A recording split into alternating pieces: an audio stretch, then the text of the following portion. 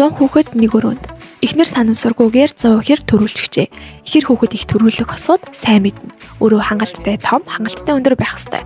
Тиймээс ухаалаг жав өрөөний хэмжээг томсгохын тулд эхлээд нэг давхар дүүжин таац нэмлээ. Одоо төвчүүлж эхэлцгээе. Хоёр дахь нагаас хичээсээ ган төмөр зээлээд гол хүрээгээ хийнэ. Дахиад дөрвөлжин хоолой зээлж тулгуур хийнэ.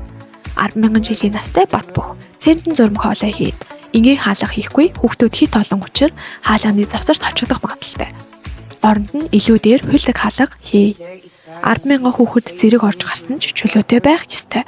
Дунд давхарт 100 өрөө хий. Том оврын чиргүүлтэй машинаараа нагаз цахаасаа 100 матрас ээлээд хананд зөөлөвч бүрнэ.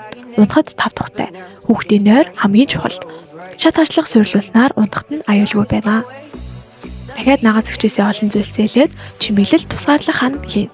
Дахиад нагаз ахынхаас агааржуулагч хаснаар дотор нь амьдрахад илүү тавтахтай болно. Хаалган дээр хүүхдүүдийн нэрийг үлэх хэрэгтэй олон хүүхдтэй тул андуурч магадгүй. Таазыг хар өнгийн будгаар будаад бүх буулан тохойд нь гэрэл хүргэхээр нарын хиймэл гэрэл суйрлуулнаа.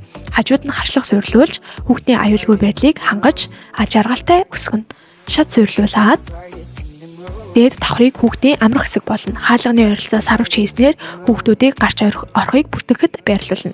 Нөгөө талд нь утасны бүхийг хийнэ. Хүүхдүүдийг дуудахад утас хэрэгтэй. Дахиад ихчээсээ хэрэглэхгүй байгаа номын тавиурыг зээлнэ.